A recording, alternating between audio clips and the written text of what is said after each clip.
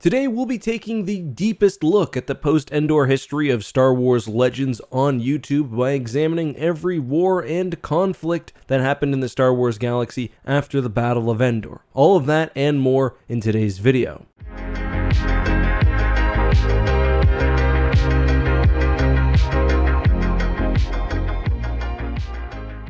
Hello and welcome to the video. As described in the intro, today we will be examining every war and conflict that took place in Star Wars Legends after the Battle of Endor. This video took a lot of time, a lot of reading, writing, and research, so if you enjoy these longer videos, please make sure to like and share. I would love to do one of these a month or even more frequently. Now, this video will cover a lot of territory, over 100 years of history. If you want to skip around to a specific war or battle, I've included timestamps down in the description. Also, as I'm going through the history, in the corner there, I'm going to keep the year of the conflict that I'm discussing and its name at all times. This history, of course, will be presented chronologically, and I've tried to include pretty much every conflict that's important to the galaxy. Now, for definition's sake, a conflict will usually be something larger than a single battle. However, where one battle was exceptionally important or the focus of a major piece of Star Wars media, there's a pretty good chance it makes it into this list. With that being said, let's get started. In 4 ABY, the Rebel Alliance wins the Battle of Endor. The Imperial fleet, with a broken chain of command, scatters, and the Alliance Navy is left to sit over the forest moon of Endor and lick their wounds. However, in the direct aftermath, the Alliance intercepts a call for help.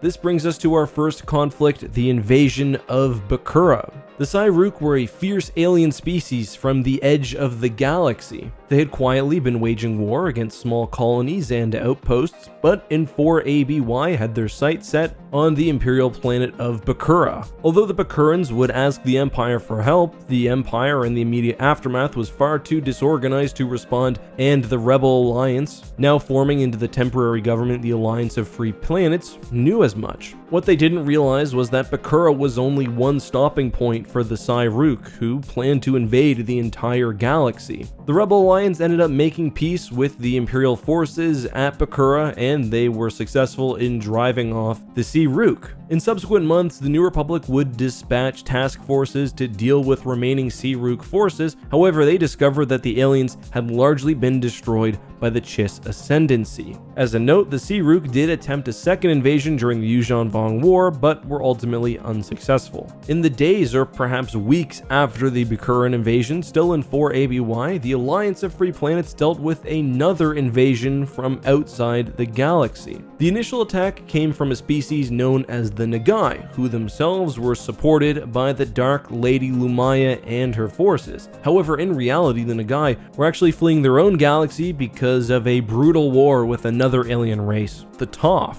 The Tof eventually invaded as well, but the Alliance of Free Planets was able to make peace with the Nagai and push the barbarians out of the galaxy and away from the Nagai's ancestral home. With these first few conflicts braved, the Alliance of Free Planets reorganized into the New Republic, a legitimate galactic government. As the New Republic was attempting to consolidate power, the galaxy was fractured by Imperial warlords, who were grabbing power of their own and forming boundaries out of old Imperial space. Some of the most famous warlords of this era included Zsinj, Teridoc, Kane, and more. The New Republic waged war early on against many of these factions, with at least 4 fleets capturing swaths of territory throughout the galaxy. 5 ABY saw several strange events and conflict. There was Trioculus, a mutant pretender claiming the Imperial throne. The New Republic was responsible for a campaign against former Imperial head of intelligence Shadow Spawn, otherwise known as Black Hole or Chronal. Kyle Katarn faced off against Chronal's own apprentice Jarek alongside several Dark Jedi under his command. 6 ABY, however, was the more significant year when it came to warfare. Earlier in 4 ABY, Rogue Squadron had successfully captured the key world of Brental 4, then infiltrated a still Imperial-held Coruscant, softening up the planet's defenses for a full-scale invasion.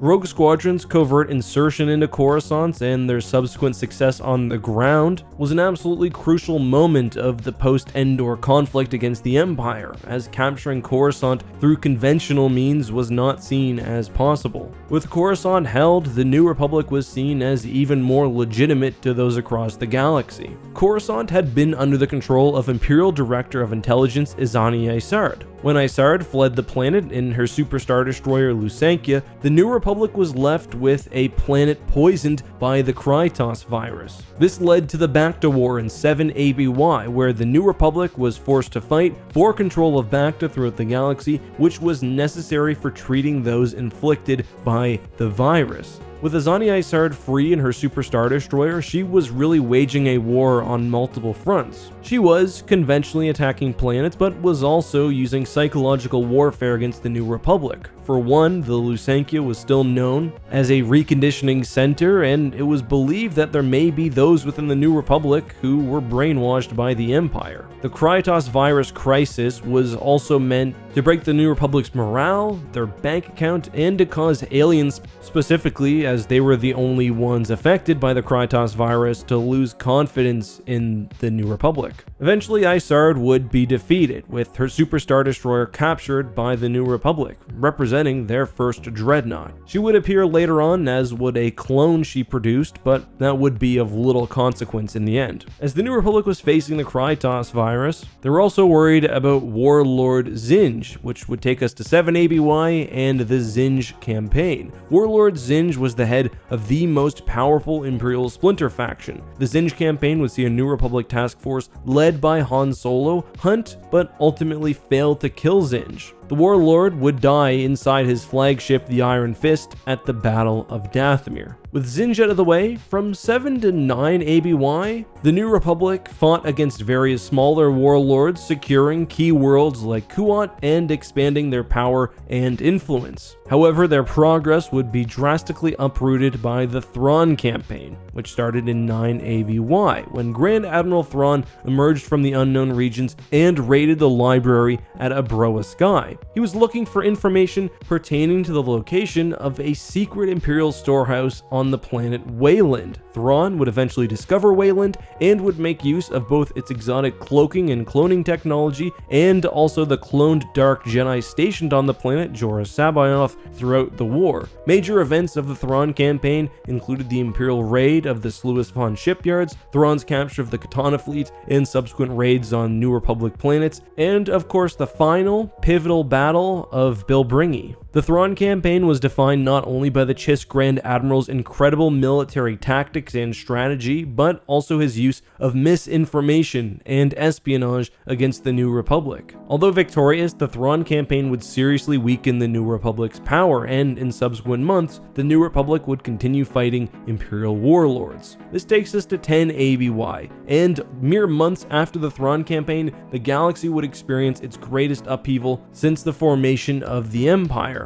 Emperor Palpatine, who had survived death through esoteric force techniques, was revived secretly in a clone body at Biss, and in the years prior to 10 ABY had been preparing for his revenge against the New Republic and for the formation of his new and final order. Since even before the Thrawn Campaign, Palpatine had angrily watched his former minions fighting for power for his territory, while also recalling his most devoted to strongholds within the deep core. The first stage of Palpatine's plan was to have the now reunited Imperial forces at his hand launch a massive attack against the New Republic. As secret fleets and dozens of dreadnoughts emerged from the deep core, the New Republic was hopelessly overwhelmed and essentially destroyed overnight. The Empire regained much of their territory and even recaptured Coruscant. However, for some reason, after their victory, the Empire fell into a massive and incredibly destructive period of infighting known as the Imperial Civil War, which bled the faction of assets. There are battles where multiple dreadnoughts were lost, thousands of ships. This is a loss that would be felt for a century. The Imperial Civil War was likely the work of Palpatine, perhaps as a punishment to those who had abandoned him after his apparent death, or as a way to cull the weak. either way. Soon after this point, Palpatine would publicly reappear and proclaim himself ruler of the new Dark Empire. Palpatine's Dark Empire used new warships, superweapons, technology, and more, alongside a cadre of elite Force users. Major events of the Dark Empire campaign include the launching of the World Devastators in the attack on Mon Calamari,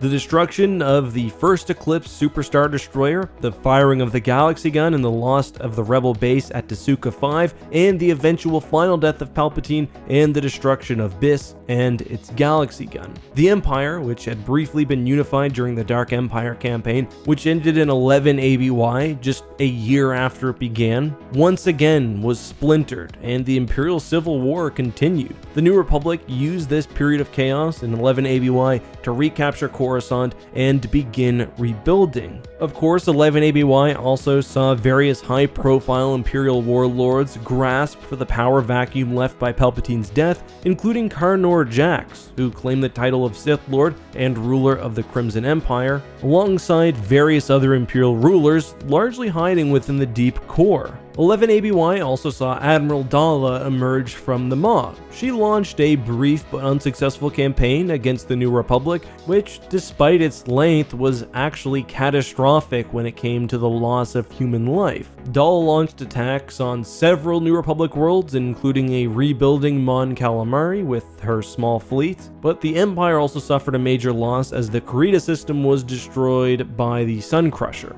Although presumed dead by the end of her campaign, in 12 ABY, Daala re-emerged and unified the deep core warlord forces. Well, sort of. Basically what Daala did was kill most of the major warlords at what had ostensibly been a strategy meeting at Toss Beacon. Daala led a second campaign against the New Republic, led by her Super Star Destroyer Nighthammer and bolstered by the Crimson Command. She was successful in attacking several planets, but she lost her Super Star Destroyer and most of her fleet during a failed attack on Luke's Jedi Praxium at Yavin. This was a failure for the Empire at a crucial time. They had just lost the Thrawn Campaign and had been devastated from a resource and morale perspective by the Dark Empire loss and the Imperial Civil War. Because of her failures, Daala chose to relinquish command of the Imperial Remnant to Admiral Pellaeon and went off on her own. He had a very different strategy. Rather than strike at places of New Republic power, Pellaeon decided to move the remnant out of the deep core and into the outer rim. Now, some Imperial holdouts would remain in the deep core, and we'll talk about them a bit later, but generally they would fail to create any sort of unified front. In 12 ABY, Pellaeon secured Imperial borders in the outer rim with the Orinda Campaign, which notably saw the New Republic's captured Super Star Destroyer, Lusankya, face off against another Imperial Super Star Destroyer. While the Orinda Campaign was successful, afterwards Pellaeon was ordered by the Moff Council to expand Imperial borders, and the Empire suffered major defeats at the hands of the New Republic, even losing several Super Star Destroyers. The Empire as a whole would largely be silent for the next few years, but the New Republic would be tasked in other ways. In 12 ABY, the Empire Reborn, as led by Lord Hethreer, Admiral Galak Fayar, and a former Jedi of Luke's Praxium, Desan, attempted to create an army of Dark Jedi. They would go so far as to attack Luke's Jedi Temple, but were unsuccessful and eventually defeated by the New Republic. In 14 ABY, the creator of the Empire Reborn, Hethreer, would be killed by the strange entity known as Waru on Crescia Station. In this time, the New Republic also dealt with several smaller threats, and in 13 ABY specifically, the Death Seed Plague was released on the planet Nom Chorios. However, the New Republic successfully kept the plague on planet, and Nom Chorios would remain inaccessible to the galaxy from that point on. 17 ABY saw the Black Fleet Crisis, which strained the New Republic both militarily and politically. The New Republic had recently created the Fifth Fleet, which, unlike the New Republic's other four major fleet groupings, had less of a defensive role and more of a roving, even expansionary role. Or at least that's how its critics would define it. The Black Fleet Crisis saw the New Republic threatened by the Avathan Duskon League. The Avathans had previously been builders and engineers for the Empire, but shortly after the Battle of Endor, as the Empire was retreating and leaving their shipyards, they managed to successfully launch a coup and secure dozens of Imperial ships, including several superstar destroyers and battle cruisers. The Black Fleet Crisis waged a political war against Princess Leia, but was eventually defeated by the New Republic's Fifth Fleet. In the same year, the New Republic Senate was also bombed by a Dark Jedi known as Queller, who had plans for a rebellion against the New Republic using droids across the galaxy. Moving now to 17 ABY, as peace between the New Republic and Empire seemed on the horizon, after a break in outright hostilities, Daala was again offered control of the Imperial Remnant over Pelion and led them in the Caamas Campaign, where the Empire was crushed under the weight of a now much more powerful New Republic navy. Also during this year, the aforementioned warlords remaining in the Deep Core, known as the Deep Core Replacement Warlords, harassed the New Republic but also failed to accomplish anything significant. They, however, would remain as a small power in the region for a very long time. 18 ABY saw the Corellian Crisis, where factions within the 5 planets of the Corellian system attempted to gain the use of Centerpoint Station and to use it against the New Republic. 19 ABY nearly saw a civil war of a different variety with the Caamas Crisis. The Caamas Crisis is fairly complex, and there wasn't actually a lot of fighting that went on, but essentially the planet of Caamas had been glassed by the Empire, and new information linked the loss of Caamas' planetary shields to Bothan infiltrators. The orbit of Bothawui became home to fleets and ships from across the galaxy, basically ready to fire on each other, and at the same point, there was the rumored re-emergence of Grand Admiral Thrawn. Thrawn, of course, had been killed at the end of his campaign, and the new Thrawn was simply a ruse by 3 individuals, but even the simple rumor of Thrawn returning greatly exaggerated the very chaotic nature of the galaxy because of the crisis. 19 ABY also brought the reveal of the Empire of the Hand, a secret faction which had been established by the Empire and Thrawn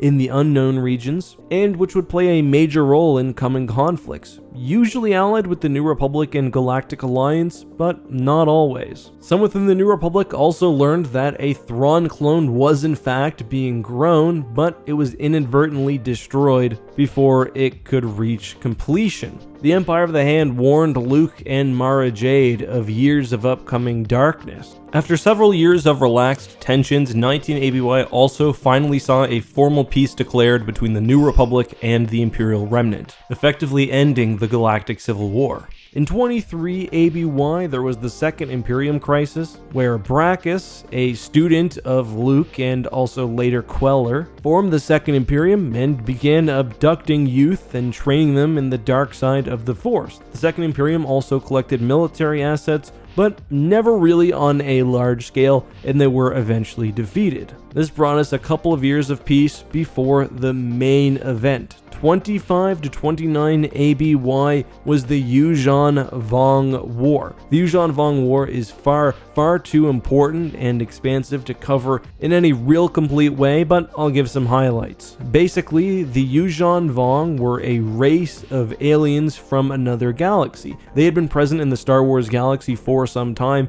and had actually been inserting themselves through galactic society, and in 25 ABY were even stoking a war between the planets of Ramamul and Osarion. In that same year, a Yuuzhan Vong advance force would invade at Vector Prime, and the full armada would come soon after. The Yuuzhan Vong would launch a very successful invasion against the galaxy, but were eventually defeated. They would capture planets as far inwards as Coruscant, the center of the galaxy, and the war would kill trillions, including Chewbacca and the youngest solo child, Anakin. The Yuuzhan Vong for a while were the single dominant power in the galaxy, with the New Republic finding their strategy and strange organic technology very difficult to counter. With the fall of Coruscant, the New Republic itself essentially was destroyed, and it reformed into the Galactic Alliance. Full name, the Galactic Federation of Free Alliances, but usually just the Galactic Alliance or GA. The Galactic Alliance worked cooperatively with the Empire and other factions in the galaxy to secure several major victories late in the Yuuzhan Vong War, including notably the Battle of Ebac 9 and the recapture of Coruscant, which the Yuuzhan Vong had renamed Yuuzhan Tar and horribly transformed through their Vong forming technology. The Yuuzhan Vong and the rest of the galaxy would find peace in 29 ABY, and the galaxy would get to rebuilding. However, not for too long, because in 35 to 36 ABY, we have the Swarm War. The Swarm War basically started as a border dispute between the Killik, which were a hive mind species, and the Chiss. However, it expanded greatly and threatened to consume the entire galaxy. However, the next major galaxy-shaking conflict would come 4 years later, in 40 ABY, with the Second Galactic Civil War. After the Swarm War, the Galactic Alliance, and as a reminder, the Galactic Alliance is basically the reformed New Republic, passed several new laws relating to the regulation of sector military forces. These laws required more contributions to the central GA fleet and also limited the size of local defense forces. Many systems, unsurprisingly, saw these laws as fairly imperial and protested against them. When it became clear that the GA would not be making concessions, several systems took action, with Corellia notably beginning to build ships in secret. Further increasing tension would be the fact that Corellia would attempt to activate the ancient Centerpoint Station, which had sat dormant since its destructive firing at the Battle of Endor during the Yuuzhan Vong War. In response, the Galactic Alliance was becoming increasingly militaristic, as Jacen Solo especially feared that the galaxy was on the brink of full war. Jacen Solo, however, would end up being the one who would take it there, as he and Chaamas, an admiral in the fleet, facilitated a coup against the government and assumed control of the GA as joint chiefs of state. At this point, the Jedi stopped supporting the government and even joined the Confederation as led by Corellia. Open war at this point spread across the galaxy. Factions either allied with the GA or the Confederacy, with even the Imperial Remnant becoming involved. In the battle at Fondor, the legendary Gilad Pellaeon was assassinated, loyalties across the Galactic Alliance split, and the Imperial Remnant supported Jacen Solo. Chaamas, who had been Jacen's joint chief of state, separated from Jacen and claimed rule as the legitimate leader of the GA, claiming that the government was now in exile against a tyranny. Chaamas partnered with the Jedi and others, and the end of the war saw the death of another Solo child, as Jacen was killed by his sister Jaina, as well as Mara Jade, and a galaxy which was again trying to unify after a brutal war. In the years that would follow, the GA would more closely align itself with the Imperial Remnant, with Admiral Natassi Daala even being made Chief of State, but would be tested again by the near demigod Abeloth, who escaped from the Maw following the destruction of Centerpoint Station during the Second Galactic Civil War. Concurrently, a lost tribe of the Sith from the planet Kesh re-entered the galaxy, having been isolated and stranded for over 5,000 years. Initially, there was a three-way conflict between Abeloth, the Sith, and the Jedi, who themselves were at various stages of conflict with the GA, eventually even ousting Head of State Natassi Daala. Abeloth would choose to ally herself with the Sith, and the two factions managed to take Coruscant, with Abeloth even covertly becoming the new Chief of State and preparing to torture the citizens of the planet to gain power. At this point, the Sith had infiltrated various levels of government, but the Jedi were able to at least temporarily kill Abeloth and oust all Sith on the planet. This takes us not only the end of 41 ABY, but also to a big gap in Star Wars history. We know very little about what happened between 41 ABY and 127 ABY. The GA and the Empire continued to work together. The Empire had actually turned democratic during Abeloth's emergence, but obviously reverted to old ways, as by 127 ABY, the Empire was again led by an emperor, Rowan Fel, descendant of Jagged Fel, who was the husband of Jaina Solo. By 122 ABY, the galaxy was still attempting to repair the damage caused largely by the Yuuzhan Vong War. However, certain factions, primarily the Bothans, who had declared a holy war against the Vong, were still unwilling to accept peace and let the surviving Vong exist alongside the galactic community. In 22 ABY, the Vong and the Jedi partnered for the Ossus Project, which was a collaborative attempt between the Jedi and the Vong meant to rehabilitate and even fix worlds which had been destroyed by the war, using of course the Vong's unique terraforming technology. The project, however, was sabotaged and blame was placed on the Yuuzhan Vong. The Galactic Alliance, however, stood by the Vong, causing the Empire, who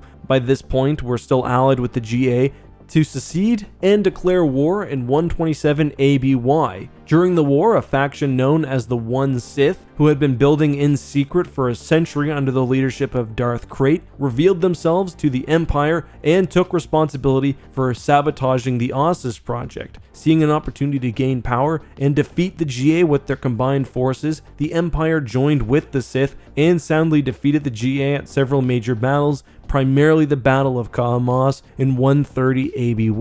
While much of the Alliance and the Jedi surrendered, Admiral Garstazi fled and formed a government in exile. Jedi were purged en masse, and eventually the Sith, refusing to share power, betrayed the Empire, killing an individual they believed to be Imperial Emperor Roan Fel, but who was actually an imposter. Through the coup, the Sith were able to reform the Sith Empire, to regain control of the galaxy, and also seized a significant portion of former Imperial forces. They also started a campaign against the exiled remnants of the Imperial faction in a conflict that was known as the Second Imperial Civil War. Roan Fel and his faction of Imperial Knights, Jedi who had served the Empire, began open war against the Sith, and the Jedi and Galactic Alliance quietly also engaged in hostilities. The Sith during this era committed several atrocities against the galaxy, including an infamous genocide on Mon Calamari. Eventually, the exiled Empire and the remaining fleets of the Galactic Alliance under Garstazi's control would join against the Sith Empire alongside the Jedi, forming the Galactic Federation Triumvirate